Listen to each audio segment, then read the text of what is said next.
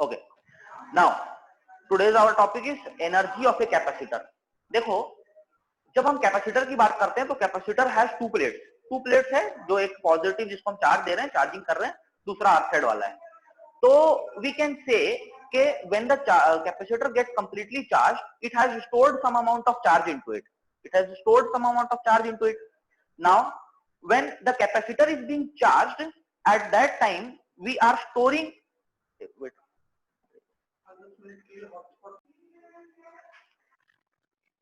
When the capacitor is charged, we tell that we are storing charge into it. And when it gets to its complete potential, मतलब वो अपने पूरे potential तक पहुंच जाता है, उस टाइम पर हम ये बोलते हैं कि कैपेसिटर चार्ज हो गया है। ठीक है, कैपेसिटर चार्ज स्टोर करके क्या करता क्या है, what does the capacitor do? वो चार्ज स्टोर करके चार्ज को डिलीवर कर सकता है। ठीक है, मतलब it can run something, it can provide. देखो, चार्जेस अपने पास रखना और चार्जेस को फिर फ्लो कराना, मतलब क्या है, एक बैटरी की तरह काम कर रहा है वो, करेक्ट और नॉट?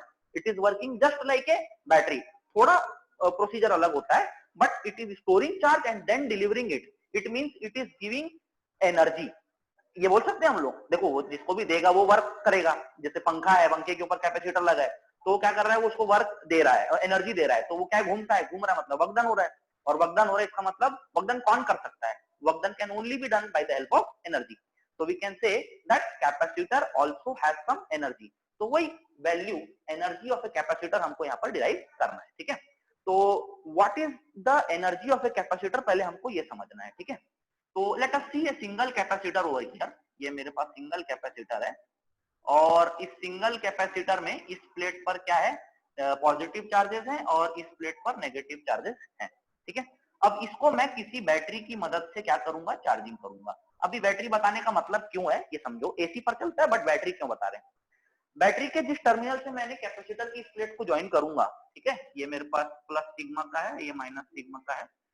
बैटरी की पॉजिटिव टर्मिनल से मेरा जो प्लेट ज्वाइन होगा वो क्या होता जाएगा, पॉजिटिवली चार्ज होता चला जाएगा। और उसके बाद ये वाला जो पार्ट है, ये वाला जो पार्ट है, वो नेगेटिवली चार्ज इंडक्शन के कारण होता चला जाएगा। अब इंडक्शन के कारण अगर वो वाला पार्ट मेरा नेगेटिवली चार्ज होता है, अब जब ये अपने मैक्सिमम पोटेंशियल पर पहुंच जाएगा, मतलब ये वाला प्लेट और ज्यादा चार्ज अब स्टोर नहीं कर पाएगा। ठीक है, वो हम बोल देंगे कैपेसिटर अब वो पूरी तरह से चार्ज हो चुका है। ठीक है, अब हम ये बैटरी रिमूव कर देते हैं। ठीक है, नाउ इफ आई हैव, अब देखो, ये जब मैंने कैपेसिटर को चार्ज कर दिया, तो इसके अंदर की इलेक्ट्रिक फील्ड ऐसी होगी कि नहीं होगी? मेरी इलेक्ट्रिक फील्ड कहां से कहां जाती है? Positive plate to negative plate जाएगी। तो मैंने जब कैपेसिटर को चार्ज कर दिया, अब बैटरी हटा दी, अब इसके अंदर एक नेट इलेक्ट्रिक फील्ड डेवलप हो गई। ठीक है, अब ये इलेक्ट्रिक फील्ड कितनी स्ट्रांग है ये हम कैसे पता करेंगे? If we just imagine a charge to be on this plate, ये यहां पर मेरे पास एक चार्ज है। ठीक है, इस प्लेट पर, उस चार्ज को मेरे को उठा करके नेगेटिव से इस प्लेट पर ले जाके रखना है। ठीक है, पूरा। तो मेरे को वर्क डन किसके अगेंस्ट करना पड़ेगा? जो इलेक्ट्रिक फील्ड कैपेसिटर के अंदर डेवलप हो चुकी है उसके अगेंस्ट। तो वो वर्क डन जो कि मैं एक चार्ज को negative plate of the capacitor से positive plate of the capacitor तक ले जाने के लिए करूंगा, that work done gets stored in the capacitor in the form of what, energy of the capacitor. समझ में आया बात? अब small amount of charge dq के लिए अगर मैं उस dq को यहां से वहां मूव करने के लिए अगर मैं वर्क डन निकाल दूं, ठीक है, क्या फॉर्मूला था, v इज इक्वल टू डब्ल्यू अपॉन क्यू। तो v इज इक्वल टू क्या हो जाएगा, dw अपॉन dq। ठीक है, dw अपॉन dq। अच्छा यहाँ नहीं दिख रहा है, is equal to, this implies v is equal to dw upon dq, ये होगा। तो अगर मैं स्मॉल अमाउंट ऑफ चार्ज को इस प्लेट से इधर मूव करने के लिए टोटल पोटेंशियल डिफरेंस के अक्रॉस कैलकुलेट कर लूं कितना वर्क डन करना पड़ेगा, तो टोटल चार्ज जो इस कैपेसिटर के अंदर स्टोर्ड है उसको मूव करने के लिए कितना वर्क डन करना पड़ेगा ये भी कैलकुलेट कर सकता हूं। ठीक है, ओके। तो यही मेरा क्या हो जाता है, energy of a capacitor. Energy of a capacitor is denoted by capital letter U only. ठीक है, तो ये कंसेप्ट सभी को समझ आया कि नहीं आप मुझे? तो स्टार्ट अपन करेंगे, कुछ चीज हमको पता है, वी नो से चालू करते हैं भाई, हमेशा कुछ चीज हमको पता होता है, वहीं पर हम पहुंचते हैं। सबसे पहला C इज इक्वल टू क्या होता है, Q by V। C is equal to Q by V हमको पता है। ठीक है, अब इसके नीचे also PD developed, potential difference मतलब क्या, PD मतलब क्या, potential difference between plate of capacitor, plates of capacitor, कब? जब हम इसको चार्ज कर चुके हैं। तो PD developed between plates of capacitor, V is equal to क्या होता है, Q बाई C, ठीक है। यहां से V इज इक्वल टू क्या हो जाएगा, टोटल चार्ज जो उसमें स्टोर हो रहा है अपॉन C बोल सकते हैं हम लोग। यहां से एक ये फॉर्मूला बन गया मेरा। ऑल्सो एक और फॉर्मूला है मेरे पास V के लिए, V इज इक्वल टू क्या होता है, वर्क डन अपॉन क्या, V is equal to W upon Q, ये भी याद है। तो amount of charge on any one plate, किसके, कैपेसिटर के, तो W अपॉन Q, ठीक है। तो वहां से V is equal to DW upon DQ, ये हम बोल सकते हैं, V is equal to DW upon DQ, ठीक है। अब ऊपर लिखेंगे, मैं डायग्राम रब आउट कर दे रहा हूं।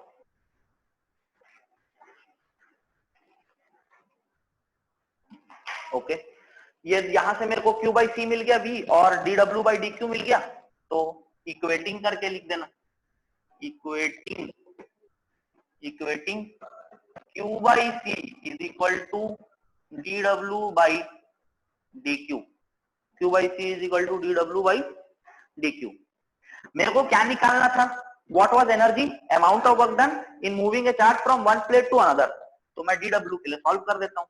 तो DW इज इक्वल टू कितना हो जाएगा, Q by C into DQ। Variable यहाँ पर क्या हो गया, Q, क्योंकि DQ के टर्म्स में है। 1/C क्या हो गया, कांस्टेंट हो गया भाई, ठीक है। अब सरकारी स्टेटमेंट आएगा भाई, small amount of charge DQ को मूव करने के लिए small amount of work done DW करना पड़ा। तो पूरा चार्ज Q को मूव करने के लिए कितना वर्क डन करना पड़ेगा, इंटीग्रेट करेंगे, वही लिखेंगे नीचे में, स्टेटमेंट लिखेंगे अब यहाँ पर। Total work done in moving a charge of, total work done in moving a charge of Q, total charge capital Q कर लेना इसको, Q between the plates of capacitor, between the plates of capacitor is given by integral DW, पूरा charge move करने के लिए पूरा work done W is equal to integral zero charge से लेके टोटल चार्ज मूव करना capital Q, Q by C DQ, ठीक है। DW का इंटीग्रेशन W, जीरो से W, 1/C कांस्टेंट, Q का इंटीग्रेशन क्या हो जाएगा, Q स्क्वायर बाई 2, जीरो से कैपिटल Q, ठीक है, जीरो से कैपिटल Q। बस अब पुट कर देते हैं वैल्यूज, आ गया मेरा पहला एक्सप्रेशन, बहुत ही ज्यादा सिंपल वाला। ये देखो सर, हम लोग लिखे नहीं थे। क्या नहीं लिखे थे? लिखे थे आप, नहीं अरे लिखे यार थे। सुनो, वो ठीक है, जो भी लिखा होगा ना वो क्या करेगा, उसको क्या बोलते हैं, ग्रुप में फोटो सेंड निकाल कर देना। मैं सेंड कर दूंगी। हाँ ओके ओके नाउ ओके। तो यहाँ से कितना हो जाएगा, W माइनस जीरो, तो W ही हो जाएगा इज इक्वल टू 1/C, और अब लिमिट पुट करेंगे तो कितना हो जाएगा, Q square by 2 minus zero, कितना आ गया भाई, Q स्क्वायर बाई 2C, ये आ गया W। यही वर्क डन तो मेरा क्या कहलाता है, एनर्जी ऑफ द कैपेसिटर, ठीक है। तो वही वाला स्टेटमेंट आएगा, कौन सा वाला statement, you know everybody, this W is called energy of the capacitor, U is equal to, therefore करके डालेंगे, U is equal to Q square by 2C। ये देख, बहुत ही ज्यादा सिंपल और बढ़िया वाला फॉर्मूला आ चुका है, ठीक है। अब ना, हेलो, फॉर्मूला आ गया, U is equal to Q square by 2C। Hello hello, now when you put Q is equal to CV in this formula. U is equal to कितना हो जाएगा, C square V square by 2C, ये C cut जाएगा, half V square by नहीं half CV का square, half CV square, ये आ जाएगा, ऐसे लिख लो, ये दूसरा फॉर्मूला। इसको भी half Q square by C लिख सकते हो, ठीक है। अब क्या करना है, ये एक फॉर्मूला आ गया, हाफ CV का स्क्वायर, बहुत important, most of the time यही यूज होता है। अब हम हाँ इसको कैसे लिख सकते हैं, नाउ इफ, ये दूसरा आ गया, U is equal to half CV dot V, ऐसे लिख सकते हैं। तो CV की जगह पर मैं क्या लिख सकता हूं, Q, तो U is equal to half QV, एक ये भी फॉर्मूला बन जाएगा। क्यों बन रहा है ये ऐसा फॉर्मूला, मेरी बात समझो, अगर मेरे को क्वेश्चन में QV दिया है, U निकालना है, तो ये फॉर्मूला यूज करूँ, CV दिया है, U निकालना है, तो ये फॉर्मूला यूज करूंगा, वरना Q और C दिया हुआ है तो ये फॉर्मूला यूज करूंगा, ठीक है। ये अंडरस्टूड पार्ट है। बट अब देखो, अगर नहीं भी पता है, तीनों फॉर्मूला याद नहीं है, तो हमको दो ही फॉर्मूला याद रखना है, Q is equal to CV याद रखना है, और इनमें से कोई एक तो भाई सब फिट होके हम बराबर निकाल ही लेंगे, ठीक है। तो ये तीन फॉर्मूला है, ये तीनों को लास्ट में एक साथ लिख देना, मतलब U is equal to Q square by, मतलब half Q square by C is equal to half CV का square is equal to half QV, ठीक है। ये समझ आ गया सबको, everybody understood.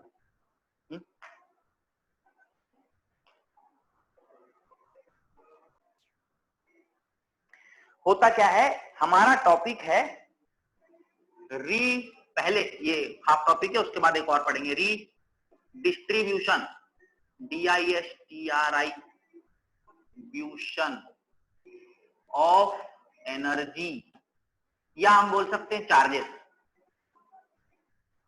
Charges on connection, या इसको मतलब क्या, फिजिकल कांटेक्ट बोल सकते हैं।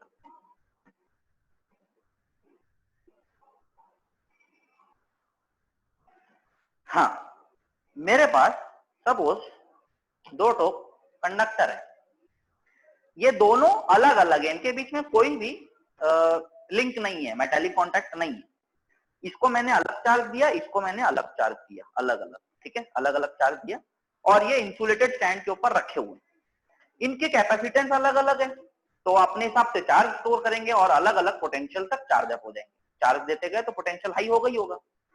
तो जब मैंने इनको चार्ज दिया, तब किसी में ज्यादा चार्ज है, किसी में कम चार्ज है, किसी कैपेसिटेंस अलग है भाई, है ना, पर फिर भी उसमें कम चार्ज है, ज्यादा है किसी में तो उसका फिर भी, मतलब any there is no relation, but what happens is this relation of individual storing of capacitance remains only till there is no physical contact between the two। मैंने एक कंडक्टर को अलग से चार्ज दिया, इसके ऊपर टोटल चार्ज Q1 है और दूसरे कंडक्टर के ऊपर टोटल चार्ज Q2 है। इस चार्ज के कारण इसका पोटेंशियल V1 है और इसका पोटेंशियल V2 है। ये दोनों अलग अलग इंसुलेटेड स्टैंड के ऊपर रखे हुए, कोई इसमें फिजिकल कांटेक्ट नहीं। हो सकता है Q1 ग्रेटर देन Q2 है, पर फिर भी इसकी शायद कैपेसिटेंस अलग है, इसकी कैपेसिटेंस C1, इसकी C2 है, तो V1 ग्रेटर देन V2 होना चाहिए कायदे से, but V2 greater than V1 है, ठीक है, कुछ भी हो सकता है। तो ये कब तक है बोल रहे हैं, जब तक ये लोग अलग अलग है। अब मैं क्या करता हूं, अब मैं इनके बीच में फिजिकल कांटेक्ट, मेटालिक कांटेक्ट कर देता हूं, मतलब इसको किससे जोड़ देता हूं, मेटालिक कांटेक्ट से जोड़ देता हूं, ठीक है। मेटालिक कांटेक्ट जोड़ने के बाद ये वाला कंसेप्ट आता है कि now the charges won't stay on the same sphere, ये चार्जेस ऐसे करके अपने सेम स्फीयर पे स्टोर नहीं होंगे।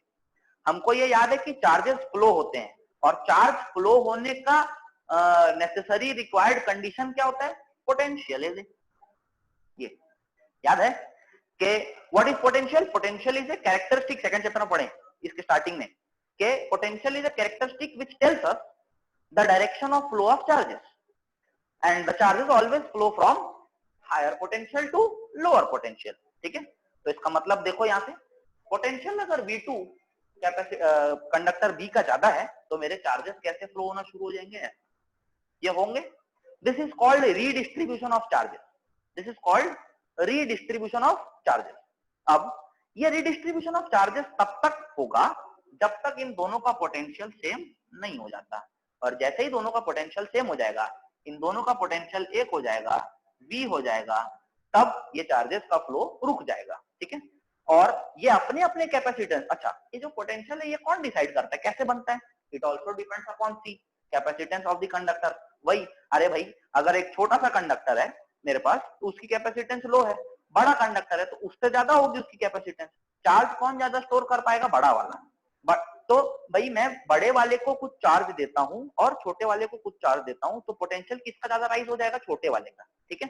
तो ये हायर पोटेंशियल, तो चार्जेस कहां से फ्लो होंगे? Higher to lower, higher to lower ही फ्लो होंगे, irrespective of what is the capacitance of the conductor. ठीक है. ठीक है. बट जैसे ही पोटेंशियल सेम हो जाएगा उसके बाद चार्जेस का फ्लो रुक जाएगा. So this is where a redistribution of charges takes place whenever two charged conductors are connected physically or they are having a metallic contact. ठीक है. हाँ, तो यहाँ पर देखो मेरे पास दो कंडक्टर्स हैं जो जिसका इंडिविजुअल कैपेसिटेंस C1, उसमें चार्ज स्टोर्ड Q1 और उसका पोटेंशियल V1 है इनिशियली. इसके बाद हमारा पास दूसरा कंडक्टर है जो B है, C2 V2 Q2, उसके ऊपर सॉरी चार्ज कैपेसिटेंस और पोटेंशियल है उसके रिस्पेक्टिव. जब इन दोनों को हम मेटेलिक कॉन्टैक्ट से जोड़ देते हैं तब क्या होगा? चार्ज का रिडिस्ट्रीब्यूशन होगा. That charge redistribution depends upon what potential they are having. When the potential of both the conductors become equal, what happens? The charge redistribution stops and the flow of charges stop. There is no flow of charge between the two. तो final capacitance, इसका capacitance तो change नहीं होगा C1, final potential V, और इसमें जो नया charge store हो रहा है चेंज होने के बाद उसको Q डैश ले लिए, और इसका final capacitance C2, potential common हो गया V, और इसका चार्ज कितना हो जाएगा? Q2 dash. ठीक है. अब हम देखते हैं कि कैसे, how is it done, how is the redistribution of charges takes place. ठीक है. हाँ, तो राइट डाउन स्टेटमेंट लिखेंगे. Before the two conductors are connected, before the two conductors are connected, conductors A और B ना, conductors A and B, before the two conductors are connected, charge on the conductors A and B, charge on the conductors A and B is given by, conductor A के ऊपर कितना charge है? Q1. Q1 is equal to क्या हो जाएगा? CV होता है तो C1 V1 हो जाएगा. ठीक है. और and Q2 is equal to C2 V2, Q2 is equal to C2 V2. ये चीज समझ आया? ओके. यहां से पोटेंशियल कितना हो जाएगा? V1 is equal to Q1 by C1 और V2 is equal to Q2 by C2. ठीक है. ये चीज समझ आया सबको? अब इसके आगे, after the two conductors are connected, after the two conductors are connected, there will be a charge redistribution, there will be a charge redistribution between the bodies या कंडक्टर्स, जो हम कंडक्टर्स बोले. ठीक है. अब उसके बाद क्या होगा?